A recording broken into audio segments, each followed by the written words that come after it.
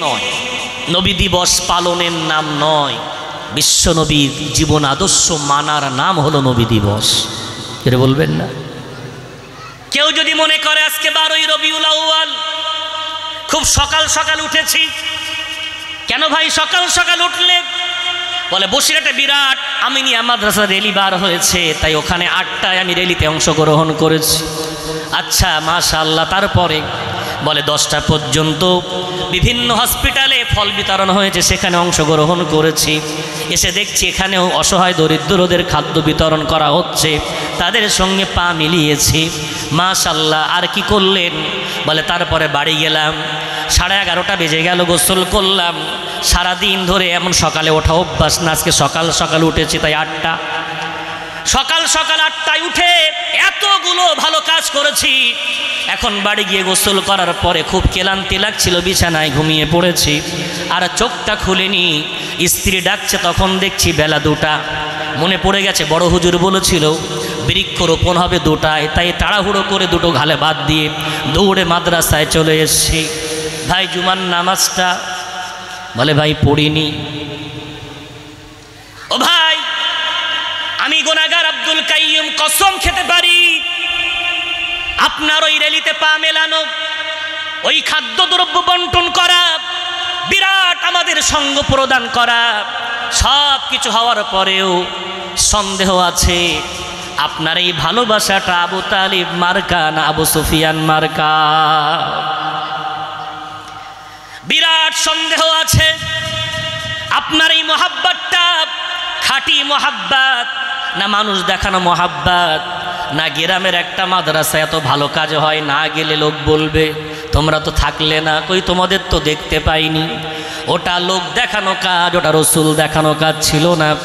যদি আল্লাহ দেখানো কাজ হয়, আন্নাবিয়্যু আওলা বিল মুমিনিনা মিন আনফুসিহিম, জীবনের চেয়ে রসুল যদি দামি হয়, মুয়াজ্জিন যেই ডাক দেবে আসসালাতু খায়রুম মিনান নাওম, ওই মুমিনটা ঘুমাতে পারবে না, ডাকটা মুয়াজ্জিন দেয় না গো, ওই ডাকটা দেয় মদিনার কামলিওয়ালা মুহাম্মদ আরবি। নিজের জবান দিয়ে বেলালকে আযান শেখালেন, বেলাল পৃথিবীর মুয়াজ্জিনদেরকে আযান শেখালেন। আজকে আপনার গ্রামের মুয়াজ্জিন যে বলে আসসালাতু খায়রুম মিনান নাওম, ওটা হলো আমার নবীর সেই মদিনার কামলিওয়ালার কণ্ঠ, জোরে জোরে বলা যাবে না। আপনি যদি র্যালিতে পাও না মেলান, কোনো খাদ্যদ্রব্য বিলি করার জন্য অংশগ্রহণ না করেন, 5 ওয়াক্ত নামাজ যদি আপনি পড়েন, বিশ্ব নবীর জন্য আপনি দরুদ পাঠ করেন, রসুলের সুন্নাতগুলো নিজের জীবনে বাস্তবায়ন করেন, আপনার অবস্থাটা এর বিপরীত, অর্থাৎ আবু তালিব মার্কা নয়, এবার আবু সুফিয়ান মার্কা।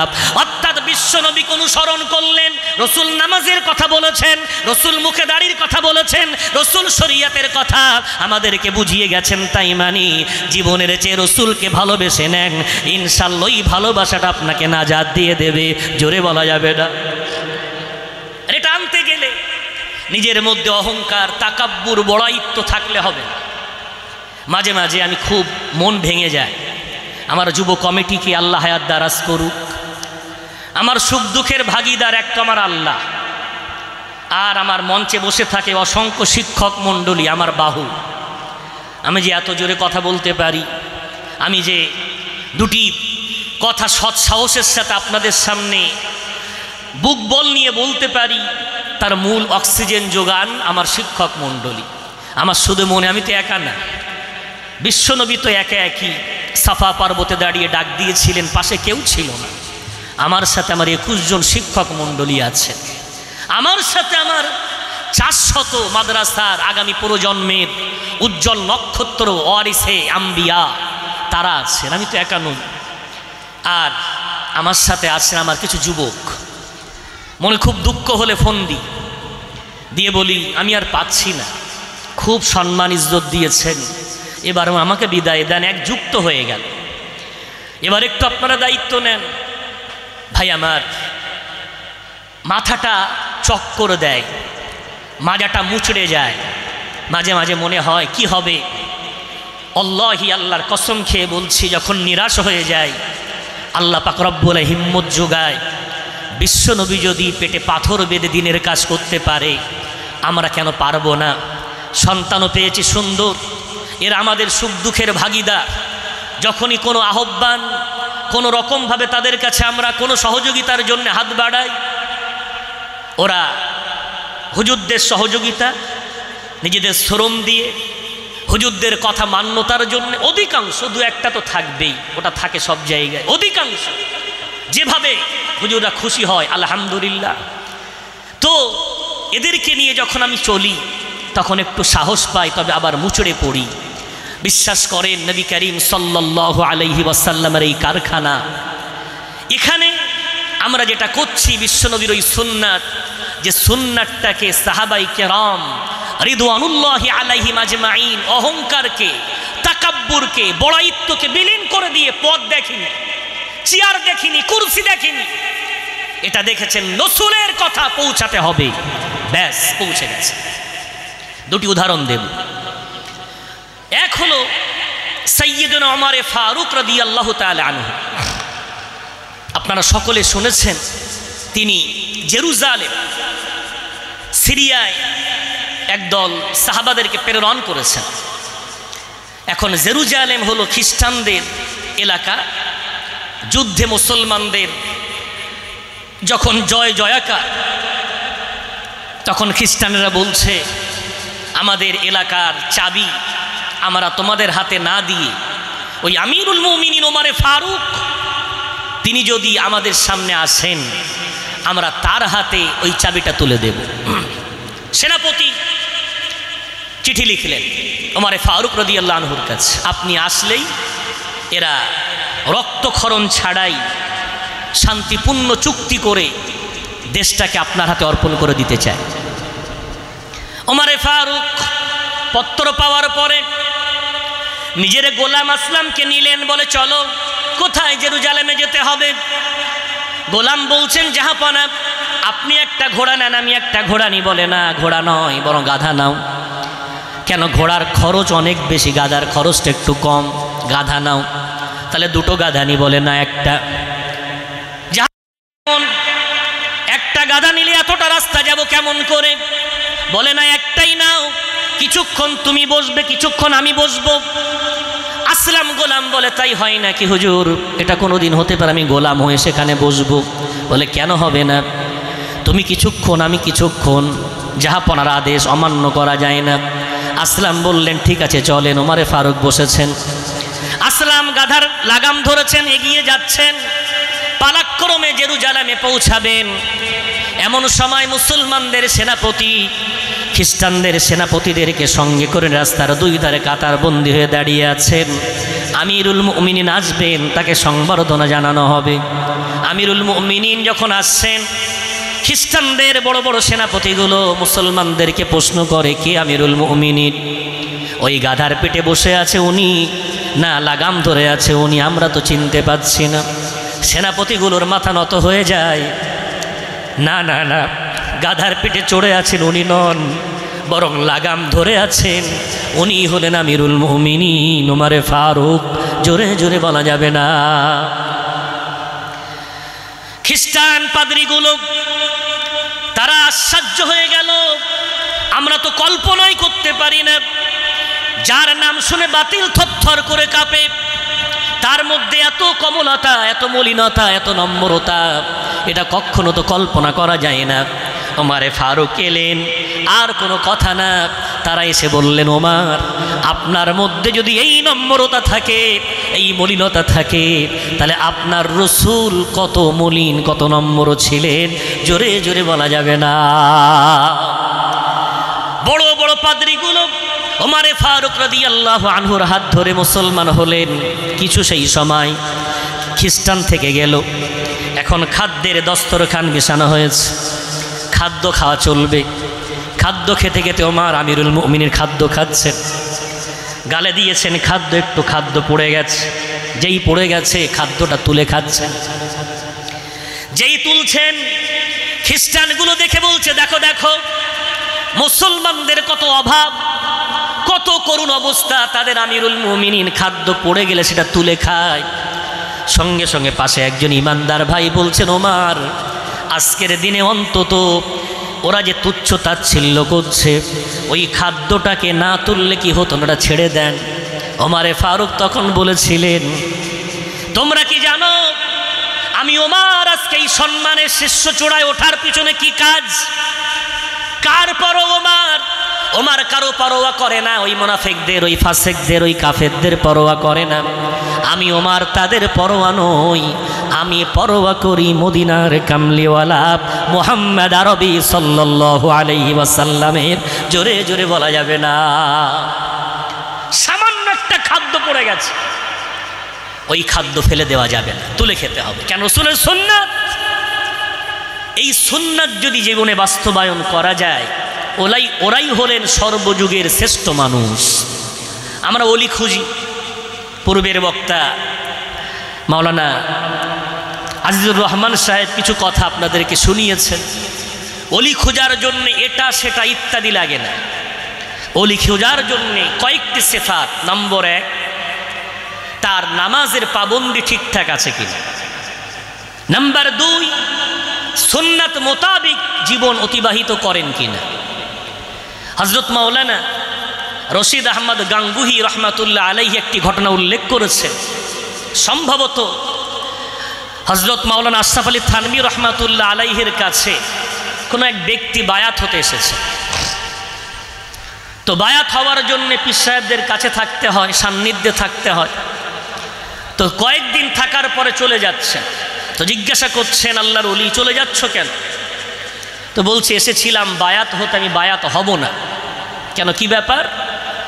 বলছে, আপনার মধ্যে কোনো কারামাত দেখতে পেলাম না। কি হয়নি? কোনো কারামাত দেখা যায়। পানির উপরে হাঁটতে পারেন না, বাতাসে উঠতে পারেন না, কারামাত দেখতে পাইনি, তাই আমি আপনার হাতে বায়াত হব না। হুজুর তখন ডেকে বলছে, বাবা ঠিক আছে, তোমাকে বায়াত হতে হবে না, তবে একটা কথা বলে যাও, এই 3 দিনে আমার মধ্যে কোনো সুন্নত ছাড়তে দেখেছো? এটা যদি বলা যাবে না, এই 3 দিনের মধ্যে আমার মধ্যে কোনো সুন্নাত ছাড়তে দেখেছো বলো।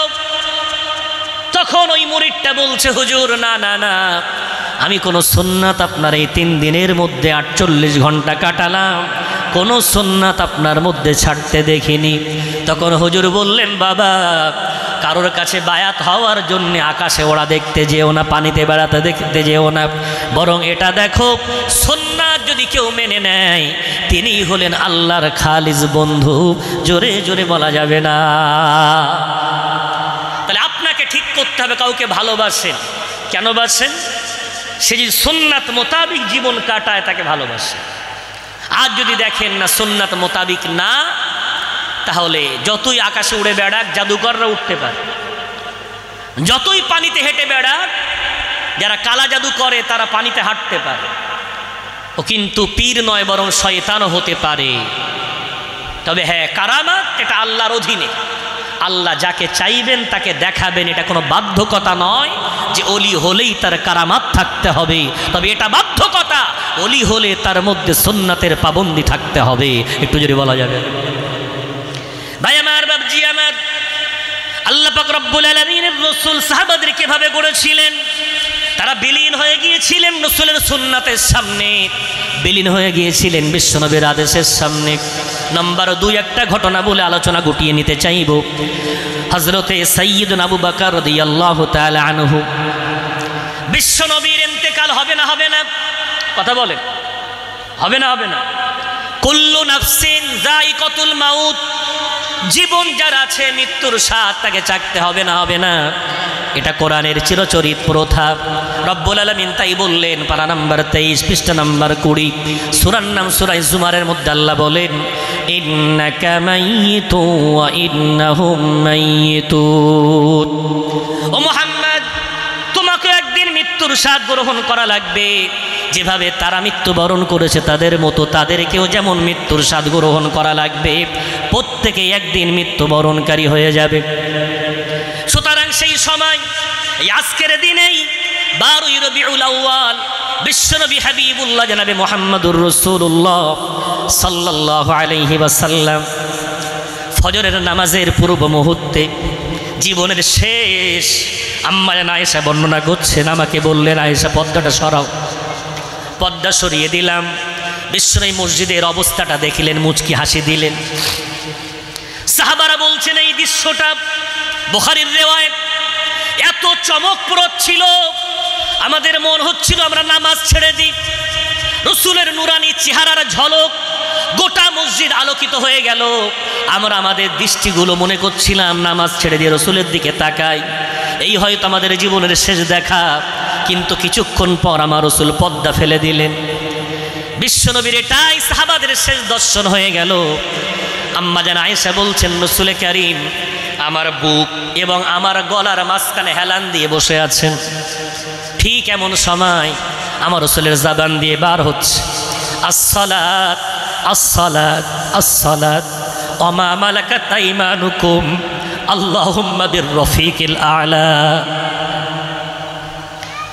উম্মতের নামাজ নামাজ নামাজ। আর তোমার অধীনস্থ যারা ওদের সঙ্গে কোনোদিন কেন খারাপ আচরণ করবে না। সর্বশেষ আমার রাসূল ডাক দিলেন আল্লাহুম্মা বির-রফিকিল আ'লা, ও আমার শ্রেষ্ঠ বন্ধু আমি তোমার দরবারে আসতে চাই। বিশ্বনবীর চোখের পাতা বন্ধ হয়ে গেল। দিনে পৃথিবী যেমন আলো পেয়েছিল, গোটা পৃথিবী যেন অন্ধকারাচ্ছন্ন হয়ে গেল। সাহাবাদের জীবনের সবচেয়ে বড় কষ্ট রসুল হারানোর কষ্ট। ওমরে ফারুক তো একেবারে পাগল মতো হয়ে গেলেন। হাতে উলঙ্গ তলোয়ার, নববীর বারান্দায় দৌড়াচ্ছেন আর বলছেন কেউ যদি বলে মুহাম্মদ মারা গেছে তার গদ্দান হবে আমার তলোয়ারের তলায়। ওমর এভাবে তলোয়ার নিয়ে দৌড়াদৌড়ি করে। আবু বকর সিদ্দিক রাদিয়াল্লাহু তাআলা আনহু তিনি ছিলেন মদিনার একটু দূরেই, আপন একটা গৃহে রাত্রে অবস্থান করছিলেন। খবর পাওয়া মাত্রই ছুটে চলে এলেন। যেহেতু আয়েশা হলো নিজের কন্যা, ঘরে প্রবেশ করলেন। বিশ্বনবী একটা চাদর, সাদা চাদর দিয়ে ঢাকা আছে, মুখটা ঢাকা আছে, চাদরটা সরালেন। আবু বকর সিদ্দিক রাসূলের কপালে ঠোঁট লাগালেন। ঠোঁট লাগানোর পরে চোখের পানি আটকাতে পারলেন না, ঝরঝর কেঁদে দিলেন আর বললেন মুহাম্মদ এটাই তোমার শেষ মৃত্যু, এরপর আর কোনো দ্বিতীয় মৃত্যু তোমাকে গ্রাস করবে না। কেন সব জীবনধারীর জন্য একবার মৃত্যু আসে, তাই আপনাকেও এই মৃত্যুর স্বাদ গ্রহণ করতে হয়েছে। এই বলে শেষ বিদায় জানিয়ে চুমা দিয়ে আবু বকর চোখের পানি মুছতে মুছতে বাইরে এলেন। সে দেখে ওমর পাগল। ওমর তলোয়ার নিয়ে দৌড়াদৌড়ি করে। সঙ্গে সঙ্গে আবু বকর সামনে যাওয়াটা ভালো মনে করলেন না। কি করলেন? তিনি এক কিনারায় দাঁড়িয়ে চিৎকার করে আল্লাহর প্রশংসা, রাসূলের প্রতি দরুদ পাঠ করে খুতবা দিতে লাগলেন আর বললেন তোমাদের মধ্যে মান কানা ইয়াবুদু মুহাম্মাদান ফাইন্না মুহাম্মাদান কদ মাত ওয়া মান কানা ইয়াবুদুল্লাহ ফাইন্নাহু হাইয়্যুল লা ইয়ামুত। তোমাদের মধ্যে যারা মুহাম্মাদের পূজা করত, মুহাম্মাদের উপাসনা করত, তারা যেন জেনে রাখে মুহাম্মাদ আর ধরার বুকে নাই, মুহাম্মাদের ইন্তেকাল হয়ে গেছে। কিন্তু তোমাদের মধ্যে যারা আল্লাহর ইবাদত করত তারা যেন জেনে রাখে আল্লাহ হলেন অমর, তার কোনো মৃত্যু আসে না। জোরে জোরে বলা যাবে না। এই খুতবা দিতে দিতে আয়াতে কোরআন তেলাওয়াত করলেন ওয়ামা মুহাম্মাদুন ইল্লা রাসূল قد خلت من قبله الرسل أفإن مات أو قتل انقلبتم على أعقابكم ومن ينقلب। আল্লাহ পাক রব্বুল আলামিন বললেন মুহাম্মদ সাল্লাল্লাহু আলাইহি ওয়াসাল্লাম একজন রাসূল ছিলেন, পূর্বের রাসূলদের মতো তিনিও চলে গেছেন। এখন তোমরা বলো মুহাম্মদ চলে যাওয়ার পরে তোমরা কি এতটা মন ভেঙে ফেলবে, এতটা তোমরা নিরাশ হয়ে যাবে যে পূর্বের আবার জীবনটাকে তোমরা ফিরিয়ে আনবে, আবার কাফের হয়ে যাবে, উল্টো দিকে আবার ফিরে গিয়ে মুশরিক হয়ে যাবে, আবার যদি তোমরা পথভ্রষ্ট হয়ে যাও আল্লাহর কোনো পরোয়া নাই। কেন আল্লাহ পাক রব্বুল আলামিন তোমাদের মুখাপেক্ষী নন, বরং তোমার আল্লাহর মুখাপেক্ষী।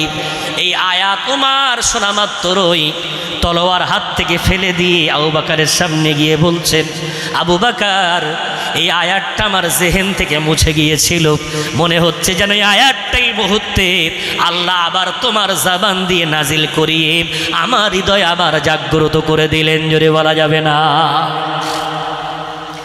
বিশ্বনবী ইন্তেকাল করার পর খলিফা হবে কে, বিভিন্ন মতবিরোধ। বিশ্বনবী বুধবারের দিন দিবাগত রাত্রে বিশ্বনবীকে দাফন করা হলো। সোমবার ফজরের পরে ইন্তেকাল, বুধবার সন্ধ্যার পরে দাফন। বিশ্বনবী হাবিবুল্লাহ জনাবে মুহাম্মদুর রাসূলুল্লাহ সাল্লাল্লাহু আলাইহি ওয়াসাল্লাম দাফন কার্য শেষ হয়েছে। এরপর সাহাবাদের মধ্যে মতবিরোধ। বিশ্বনবী ইন্তেকাল করার আগে বিশ্বনবীর পালক পুত্র যায়েদ ইবনে হারেসা রাদিয়াল্লাহু তাআলা আনহুর বেটা ওসামা ইবনে যায়েদ তাকে সেনাপতি নির্ধারণ করে আবু বকর, উমর, উসমান, আলীর মতো বড় বড় কিবারে সাহাবা, যারা বড় বড় সাহাবা, তাদেরকে তার অধীনস্থ বানিয়ে ওসামা বিন যায়েদকে সেনাপতি বানালেন। বয়স কত? মাত্র 18 বছর। কত বছর? 18 বছর। আর সেখানে আবু বকর সিদ্দিকের বয়স প্রায় 60 প্লাস, ওমরের বয়স 55 প্লাস, উসমানের বয়সও তেমন, অর্থাৎ সব বয়স্ক এবং বড় বড় সাহাবা। আর ওসামা তাদের নাতির সাদৃশ, নাতির সমতুল্য।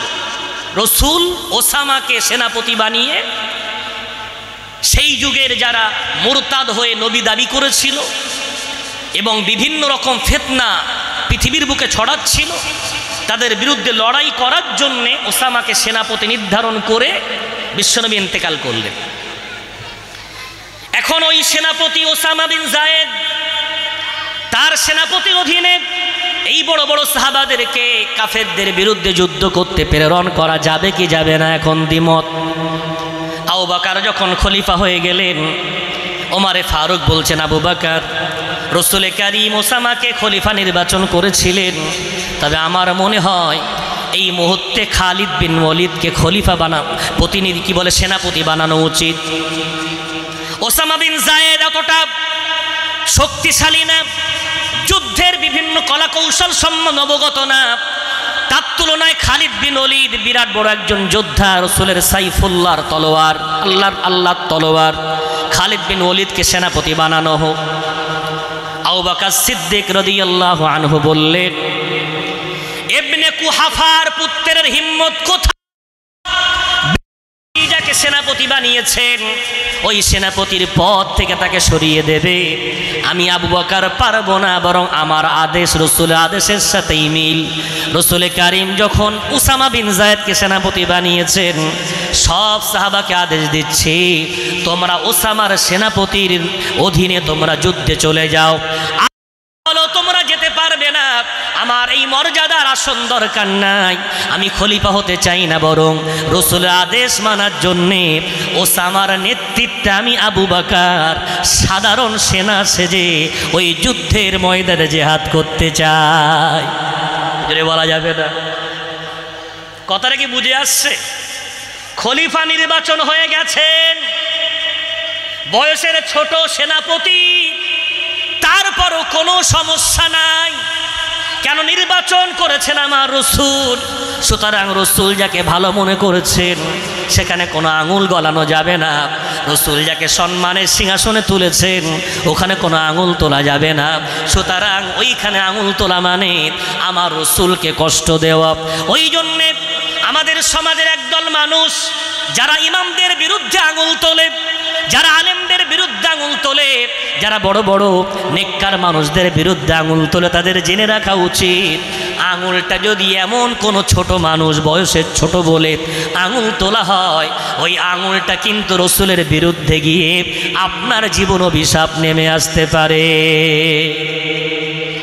আযাব নেমে আসতে পারে, গজব নেমে আসতে পারে। দুদিন নামাজ পড়তে পারে না, ইমামদের বিরুদ্ধে ভুল ধরে, দুদিন নামাজ পড়তে পারে না, একে অপরের বিরুদ্ধে গীবত গিল্লা করে না। আপনি আঙুল তোলার আগে আপনি মাপবেন তার সাথে আপনার কতটা দূরত্ব আছে, যার বিরুদ্ধে আপনি কথা বলছেন তার সাথে আপনার কতটা দূরত্ব আছে। সে কোরআন তেলাওয়াতকারী, সে নামাজি, সে আলেমে দ্বীন, রাসূলের ওয়ারিস। আপনি জানেন আপনাকে ওয়ারিস বানানো হয়নি, তাকে ওয়ারিস বানানো হয়েছে। তাই তার বিরুদ্ধে আঙুল তুললে রসুল কষ্ট পাবে, হোক না সে আপনার বয়সের ছোট। আবু বকর যদি তার খেলাফত, তার ইলম, তার বড়াইত্বকে ওসামা বিন যায়েদের পায়ের তলে কুরবান করে দিতে পারেন, তার অধীনে আসতে পারেন, আমি আপনি ছোট্ট মানুষ হোক না কেন, ওই জন্যে সাধারণ আমার গ্রামগঞ্জের মা বাবারা, মা বোনেরা, মাদ্রাসার বাচ্চারা গেলে ইজ্জত করে না, করে না, করে না? কেন? এই যে ভাবনা, হতে পারে বয়সের ছোট, কিন্তু যে রসুলের ওয়ারিস, ওই সম্মান করাটা মানে রসুলকে সম্মান করা। একটু জোরে বলা যাবে?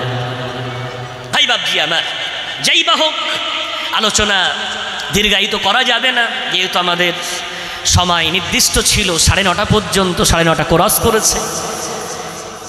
আমার এই পর্যায়ের আলোচনা থেকে আপনারা যে সারসংক্ষেপ নিশ্চয়ই বুঝতে পেরেছেন, সেটা হলো বিশ্ব নবীকে ভালোবাসার নাম ইসলাম নয়, বরং মেনে নেওয়ার নাম ইসলাম।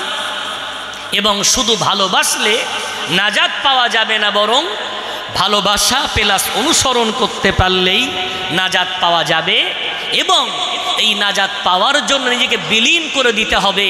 এই বিলীনের সিফাত, এই বিলীনত্বর সিফাত বিশ্বনবী যেমন নিজে করে দেখিয়েছেন, আল্লাহর জন্য মাথা নত করেছেন, আল্লাহ তার সম্মান বৃদ্ধি করেছেন। তার সাহাবারাও নিজের সম্মানকে কুরবান করেছেন, আল্লাহ তাদের মর্যাদা বৃদ্ধি করেছেন। যদি মনে করেন আমার সম্মান বৃদ্ধি হোক, তো এক আল্লাহ আর রসুলের সুন্নাতের সামনে মাথা নতকারী হতে পারলেই আল্লাহ বলছেন ফাকাদ ফাজা ফাউজান আযীমা, শুধু সফল হবে না, সে বিরাট সফল কাম হয়ে যাবে। একটু জোরে বলা যাবে? ভাই আমার, সেই সফলতা অর্জন করার জন্য এই প্রতিষ্ঠান চলতে গিয়ে অনেক ভুল ভ্রান্তি হয়, কানে অনেক কথা আসে, হুজুর অমুকেই বলেছে, অমুকেই বলেছে। তো এটা তো ইমাম গাজ্জালি লিখেছেন, আম যখন পেকে যায়, ওই পাকা আমটাই কিন্তু মানুষের দৃষ্টি পড়ে আর তাতে বিরাট ঢিল পড়ে। কেন আম পেকে গেছে? হ্যাঁ, ততদিন কেউ বলতো না যতদিন এখানে ছাগল গরু বেড়াতো, কেউ বলতো না মাদ্রাসায় কি হয় না হয়। বছরে 2 দিন আসতো, 2 ঈদের দিন, এরপরে মাদ্রাসার আঙিনার দিকেও ফিরেও তাকাতো না। তখন কেউ বলতো না ওখানে কি হয়, কিন্তু এখন বলে ওখানে এত বিল্ডিং হচ্ছে, এত জমি জায়গা হচ্ছে, বাচ্চারা এত বড় 300 বাচ্চার বোর্ডিং চলছে, শাদি হচ্ছে। মনে হয় বড় হুজুরের কাছে ওই সেই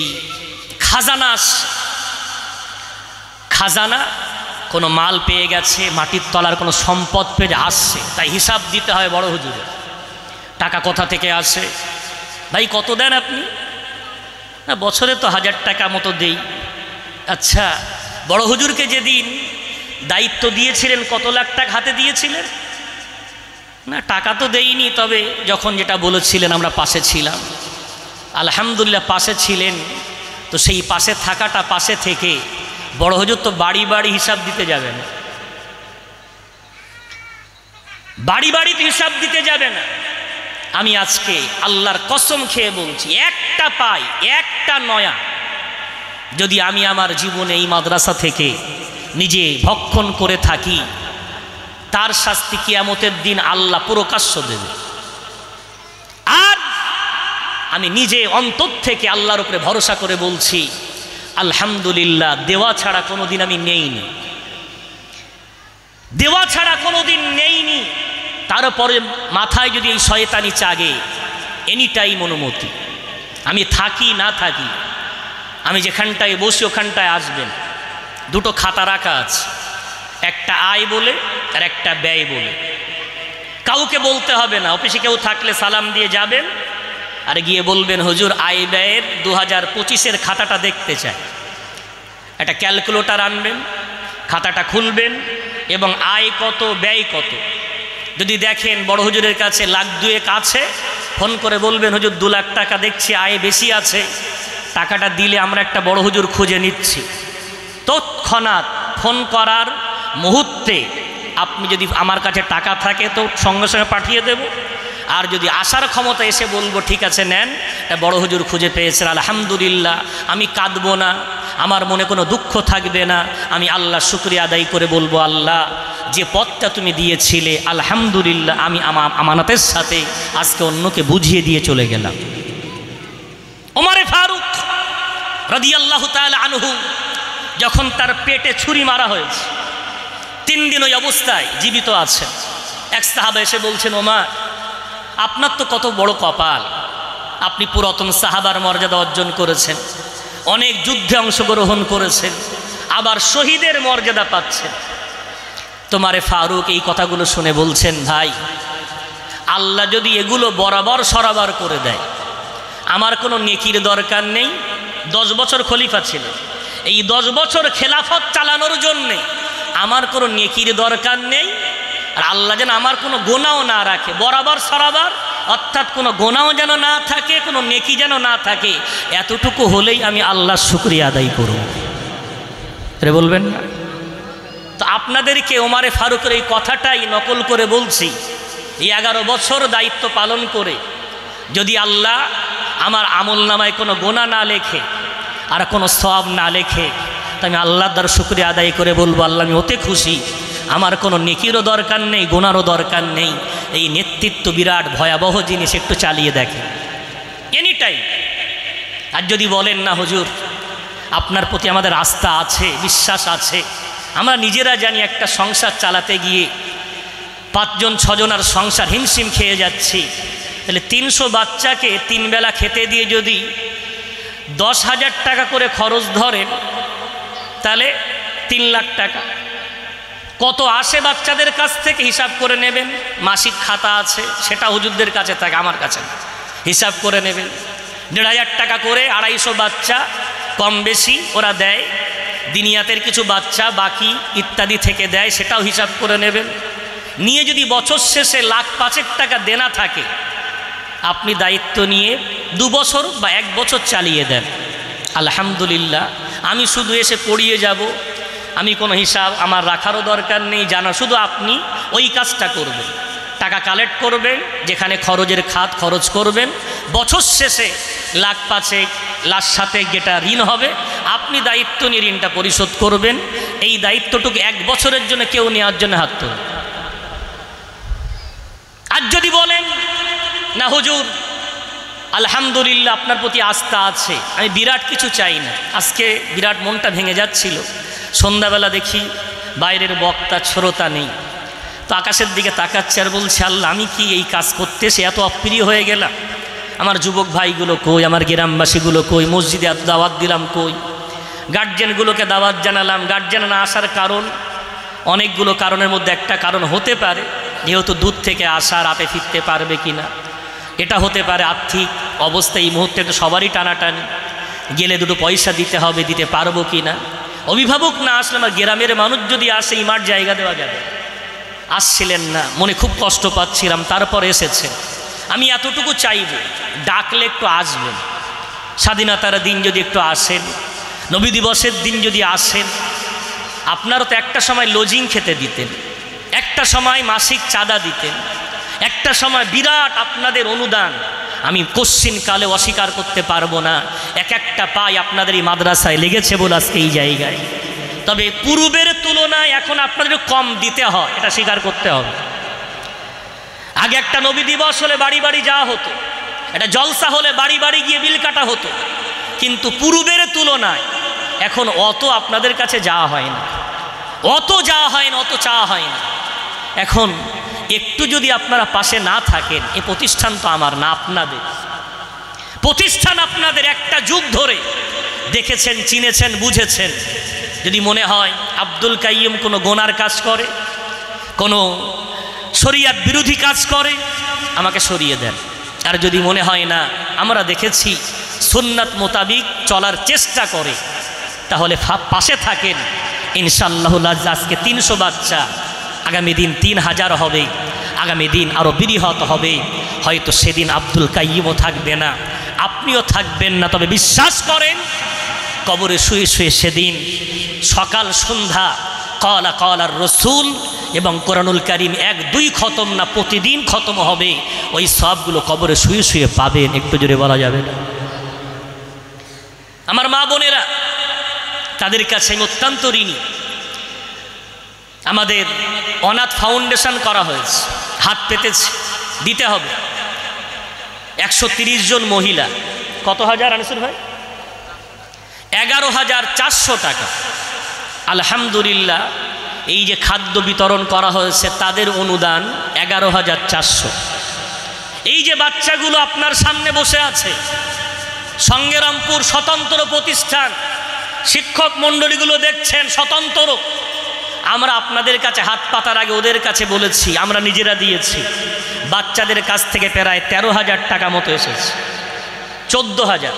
তাহলে এদিকে 14, মা বোনদের 11, এই প্রায় 25,000 টাকা। কত খরচ হয়েছে এখন হিসাব হয়নি, তবে অনুদান আমরা এবছর 34 জনার মতো মানুষকে, 35 জনকে আমরা 550 টাকা করে 550 টাকার প্যাকেজ, 5 কেজি চাল দিয়েছি, 5 কেজি আলু দিয়েছি, 2 কেজি ডাল দিয়েছি, 1 কেজি সয়াবিনের একটা প্যাকেট দেওয়া হয়েছে এবং 1 কেজি একটা তেলের বোতল, 5টা জিনিসের একটা প্যাকেজ তাদের দেওয়া হয়েছে। আলহামদুলিল্লাহ। নবী দিবস, অসহায় মানুষের মুখে হাসি ফোটানোর জন্য এবছর 30-35, আমাদের আগামী বছরের স্বপ্ন এটা যেন 300 হয়, 300 না হলেও 100 পার হয়। আলাদা একটা ওর জন্যে ফান্ড হচ্ছে আমাদের ফুরকানি অনাথ সেবা ফাউন্ডেশন। ফুরকানি কেন? পূর্বের বক্তা বলেছেন ফুরকান কোরআনের নাম, সেদিকে তাকিয়েই ফুরকান লাকাবটার সাথে রেখে ওই ফাউন্ডেশনে সারা বছর আপনার সাদকার পয়সা, অনেকে দান সাদকা নফল দান ইত্যাদি করেন, ওই নিয়েতে সারা বছর ওখানে জমা করবেন। এতে করে একটা বড় অর্থ হলে আমরা আরও বেশি মানুষের মুখে হাসি ফোটাতে পারবো। নাম্বার 2, আপনারা রাত্রে একদিন আসবেন। প্রতিদিন তো বাড়ি যান কাজকর্ম সেরে, রাত 10টা 10:30টার দিকে যেদিন আসবেন একটু আমাকে বললে গেটটা খুলে দিতে বলবো। উপরে যাবেন, 4তলা বিল্ডিংটা ঘুরে দেখবেন পা ফেলার জায়গা আছে। এরা যখন ঘুমায়, এক বালিশ আর এক বালিশের থেকে এতটুকু ডিস্টেন্স, 1 বিঘে তো না, এবং 2 সাইডের বালিশের মাঝখানে খুব জোর হাফা, অর্থাৎ জোরে যদি কেউ অসতর্কতার সাথে হেঁটে যায় তো কারোর মাথায় পা পড়বে, তো কারোর হাতে পা পড়বে, এতটুকু প্যাসেজ। এই কষ্টের সাথে বাচ্চাগুলো, ওদের অভিযোগ নেই, ওরা তো সুফার ইতিহাস পড়েছে যে না খেয়ে থাকার অভ্যাস ওদের আছে, তাই ওরা খাদ্যের অভিযোগ করে না, থাকার অভিযোগ করে না। ওরা যতটুকু এলেম পাচ্ছে তাতে খুশি হয়ে এই কষ্ট সয়ে তারা আছে। আমি আর খুব জোর বছর 5 একটু আমার এই সঙ্গ দিতে হবে। মনের একটা বড় স্বপ্ন, আল্লাহ যদি রাজি থাকে, এইখানে একটা প্যাটামের একটা বিল্ডিং হবে 3 তলা বিশিষ্ট, যেখানে বাচ্চাদের একটু ফারাগাতে ক্লাস এবং থাকার জায়গা তৈরি হবে। এর জন্যে এখনও 5 বছর আমি চাইব, এর জন্যে গালি দিলেও আমি গালি সইতে রাজি আছি। এর জন্যে যদি আপনারা আমাকে ছোট বড় বলেন তাও শুনতে রাজি আছি। তবে এই বিল্ডিংটা হোক, এটা যে চান, এই চাওয়ার সাথে ইচ্ছা আছে কার কার একটু হাত তুলে দেখান তো। নারাই তাকবীর, নারাই তাকবীর। আল্লাহ পাক রব্বুল আলামিন হাতগুলো কবুল করেন, আল্লাহ কবুল করেন। কোনোদিন বুঝতে পেরেছেন এত বড় বিল্ডিং হবে ভেবেছিলেন? ওই আপনার পকেট থেকে বেরিয়ে আসার পর অভাব দেখা দিয়েছে? না, কোনোদিন অভাব পাননি, হয়ে গেছে। কেন? এতে বরকত আছে, এটাও হবে। তাই এই মুহূর্তে জমিটা লেখালেখি হয়তো আগামী সোমবার ডেট আছে।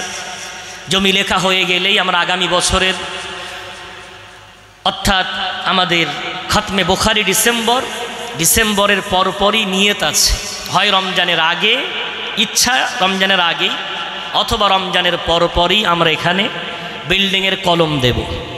কলমের খরচ অনেক,